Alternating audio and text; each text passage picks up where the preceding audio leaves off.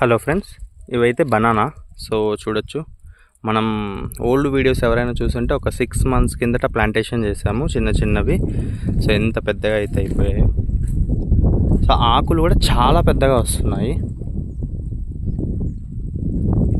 ఇంకొకటి ఏంటంటే పక్కన పిలకలు. సో చూడొచ్చు, దీనికి ఇక్కడ ఒక పిలక, ఇక్కడ ఒక పిలక పెద్దది చూడొచ్చు, అటు సైడ్ ఒకటి, 3 పిలకలు వచ్చాయి.